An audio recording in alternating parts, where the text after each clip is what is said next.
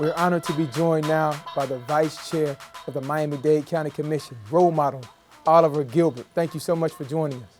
Dr. Bright, thank you for having me. It's my pleasure to be here. Role Model Gilbert, you've been involved for many years with the 5,000 Role Models of Excellence Project. What is the significance of the program to this community? Well, it's transformative. So the program actually transforms the community in a way that's perspective. A lot of people talk about changing communities and transformation, but how you really actually change something is you build from the ground up. You talk to young people, specifically in our community, young black men. And so bringing them in early, giving them role models, talking to them about character and values and the value of education and how you actually be a good person and be a good family member and how you be a good contributor to the community. Those type of things actually help us to grow organically into something that's better. And I think the role model program has done that. Look, probably more so than any other program unique to our community, because over time, listen, just suppose you just affected 2 or 3 kids a year, but you do it all these years. Those 2 or 3 kids, the effect they have on the broader community, and their actions, their work, them being good men, that has an effect. And the butterfly effect of the role model program is truly transformative. It has to continue to grow because it helps us continue to improve. The butterfly effect. Yeah. The importance of role models. Who were some of the role models and mentors in your life? Well, my dad, he's gone home to be with the Lord. My dad was my #1 role model, my mom. But you know, I had great men in my life too, like Coach Osborne, you know, when I played football, and Coach Allen, who was the assistant principal, and then even some of my contemporaries. You know, I've been blessed to have good people, good men in my life. Johnny Grandison, I remember my first roommate in college. My best friend, Roosevelt Delaveau. My thing is to take parts and pieces of extraordinary things from extraordinary people and try to see how they fit within my life. And so the things that kind of flow through all of those men, the commonalities, all people of character, all honest people, all hardworking people, those are the type of things that I try to emulate. And I tried to emulate, and it served me well. You were formerly the mayor of the city of Miami Gardens. You're now in the Miami-Dade County Commission. What was it like being the mayor of a city? Listen, it's not just being the mayor of the city. So being the mayor of Miami Gardens is one thing. It's the 3rd largest city in the county, the largest predominantly African-American city in the state of Florida, the 3rd largest African-American city population-wise for a city over 100,000 in the country. So that's one thing. But I wasn't just the mayor of Miami Gardens. I was the mayor of my hometown. You know, Miami Gardens is someplace I was born and raised. I went to elementary school and middle school and high school there. Even when I went to law school, I used to catch the bus to the Metro Rail to UM and then the same route back, always coming home to Miami Gardens. So it's like being, how does it feel to be a mayor of your family and your friends and the barbershops and the flea markets when we had it, and the places where you grew up, the parks and the streets that you grew up on, and it's an extraordinary thing. And you internalize it and you personalize it more. So I was never just trying to solve the problems for a city. I wasn't trying to bring economic development for a city. I wasn't trying to improve parks for a city. I wasn't trying to, hire police officers who are from this city to work in this city. I was trying to do that for my family. I was trying to do that for my church members. I was trying to do that for my classmates and their kids and their parents. I was trying to do that for all of them. It made it so much more personal and so much more, rewarding. The last year I was mayor, I guess last year, we won the All-American City Designation. Mm-hmm. And I think that was very interesting because when I became mayor, I said we were going to do a couple of things. I said we were going to have a solid reserve.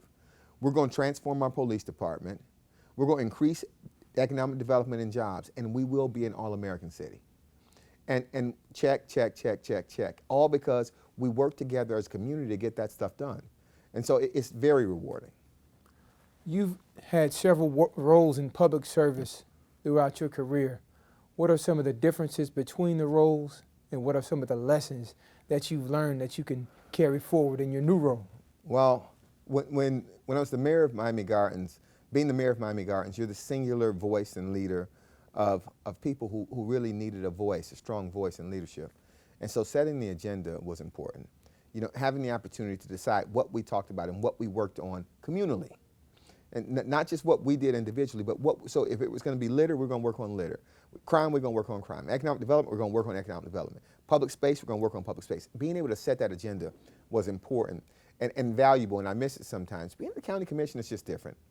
This is, nearly 3 million people probably here in Miami-Dade County, represented by 13 commissioners elected from different districts around the county, and a mayor elected countywide. Everyone is, imagine one big kitchen and you're making a pot of soup. And then just imagine 14 different people trying to put their own ingredients in that soup. Now, there's a chance that it's going to taste good, but there's a chance that it won't. You got to find ways to actually blend those flavors. And it's that blending that's giving birth to this community.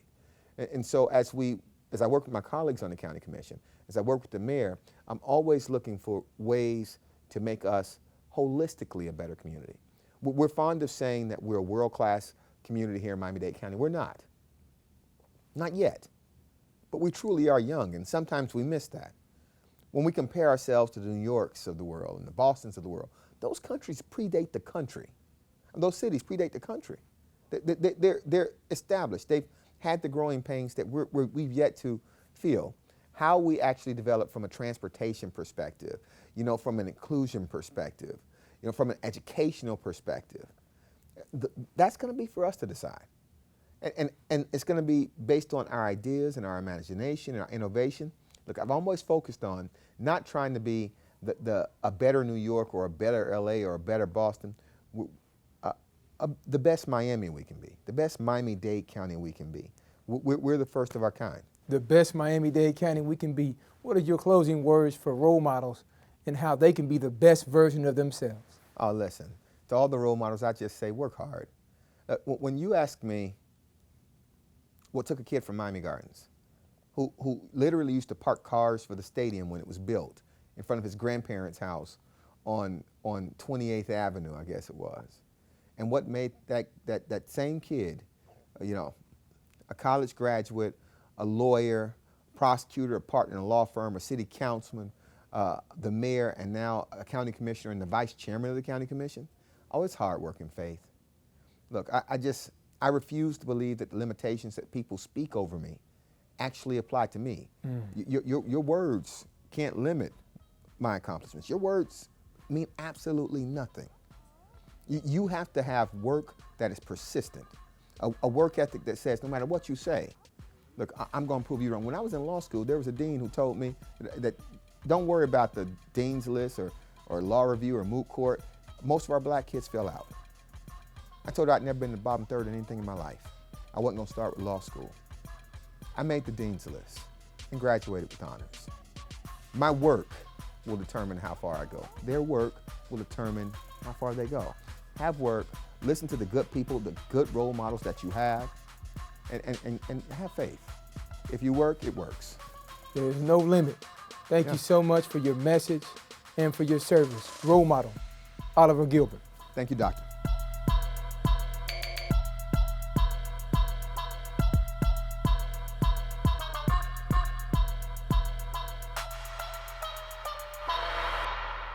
Miami-Dade College has career paths in anything you want to be. What's your story? Be global. Be cutting edge. Be inventive. Be investigative. Be a hero. What do you want to be? Be the best. Be you. Be MDC.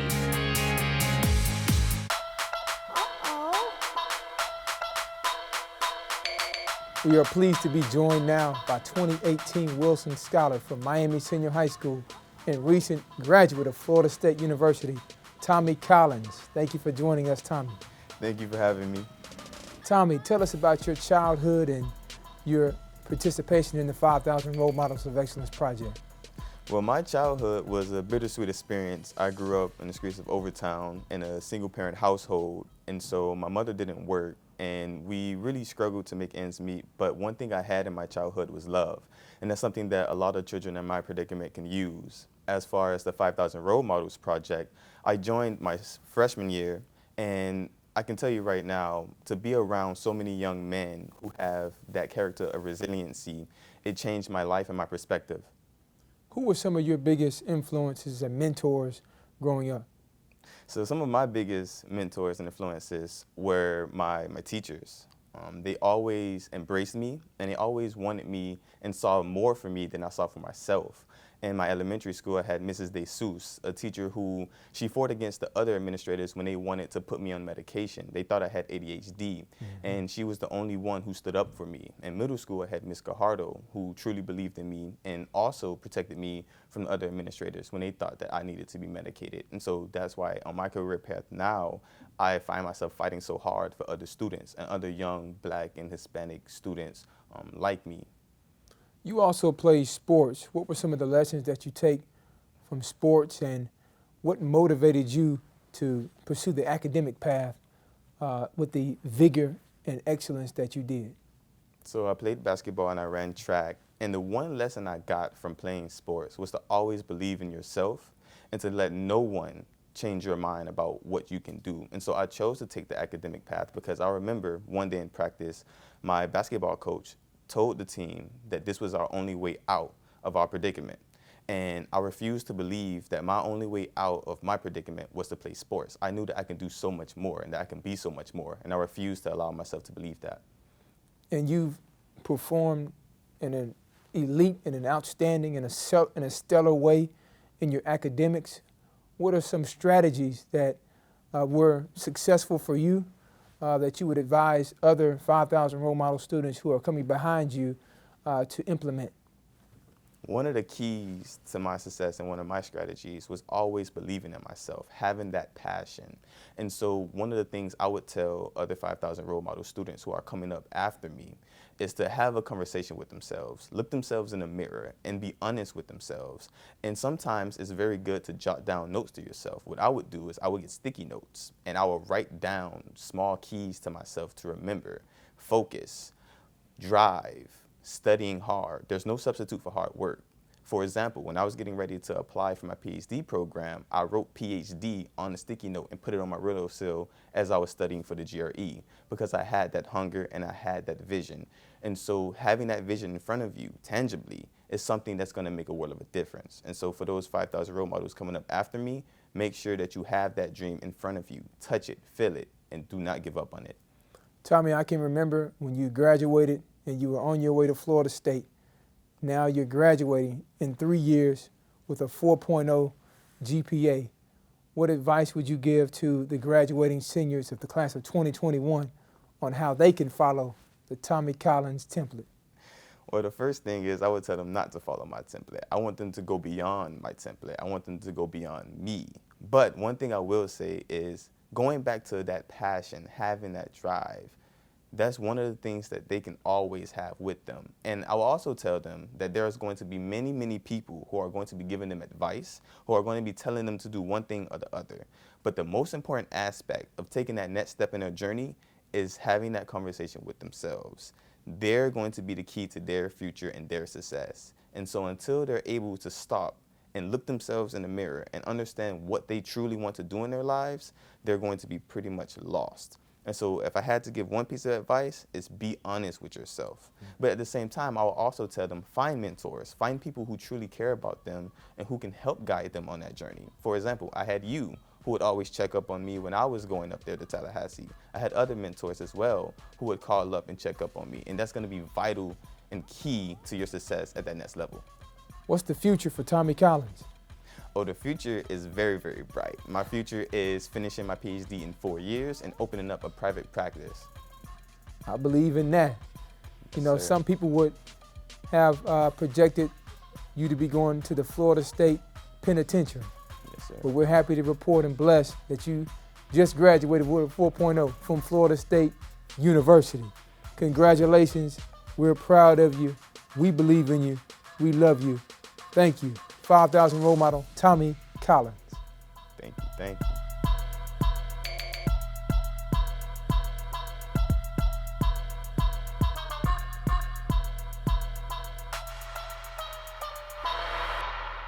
Miami-Dade College has career paths in anything you want to be. What's your story? Be global. Be cutting edge. Be inventive. Be investigative. Be a hero. What do you want to be? Be the best. Be you. Be MDC.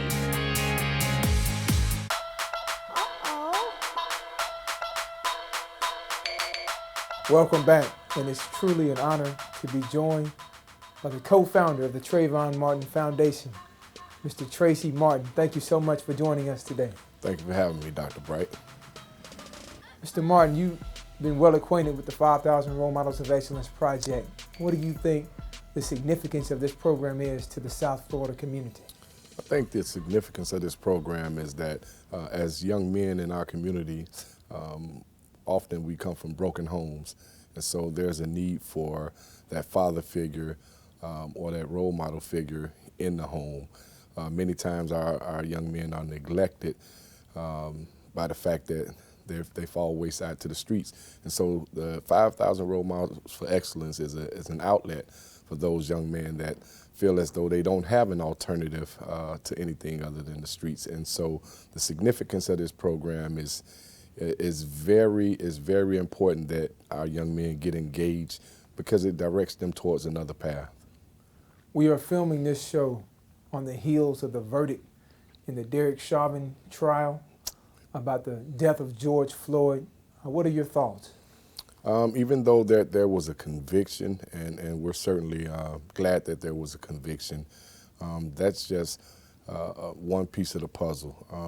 And we have to revert back to the system. The system is written and designed where many feel that it's okay to kneel on a person's neck until he's dead, or shoot a person 17 times, or even shoot a person one time and there's no repercussion. And so although we did get a guilty verdict, there's a lot of work that has to be done as far as the system goes, and we have to get the country to understand that we're not just a race of people who are going to sit back and tolerate the killing, the brutal slayings, the beatings of our people due to a system that's broken. As you reflect on everything that happened with the tragic killing of your son, Trayvon, and the entire process, it's been almost a decade now. Yeah. What are your reflections on the entire process and lessons and just the impact, the global impact on what has taken place? We every so often a tragic incident come through that impacts not only the immediate family life but the country, and so we got to the point, the Emmett Till, and how Emmett was taken away from us, and so 50 to 60 years later, Emmett galvanized the country through his death. And so then with Trayvon, there had been a gap of lack of paying attention to the brutality that had happened to us. And so it just so happened that when with Trayvon's death, that brought about a new spark, and it woke up the country as to the injustices that were occurring to black and brown young men and women. And so this past 9 to 10 years, man, it's been an up and down battle. I've learned a lot from it. We have a tendency of taking things for granted, and so one thing I've learned out of this whole situation is that you never take nothing for granted. Every day I walk away from my house, I tell my children, my wife that I love them, I kiss them, I hug them. And so, because you never know when the next time you may see them, or they may never come home, but just cherishing your family a lot more than materialistic things out there, just spending more quality time and educating your younger children on things that's going on. It just pushed me to another level in learning and respecting life that much more. You have been an incredible example of what it is to turn pain into purpose through your work with the Trayvon Martin Foundation. What are some of the initiatives that the foundation is engaged in? Well, the foundation is engaged with many things in the community. One of the things that I spend a lot of time on is the Circle of Fathers event, which we have the Circle of Mothers, we have mentorship programs, scholarship programs, But me personally, I focus a lot on the Circle of Fathers, which deals with just educating our young men and older men alike on Fatherhood 101. How do we become more productive as fathers in our communities? How do we get out in our communities and start addressing many of the issues that our young men are having? How do we address our mental health issues? How do we as fathers hit that mental reset button after having a tragic loss?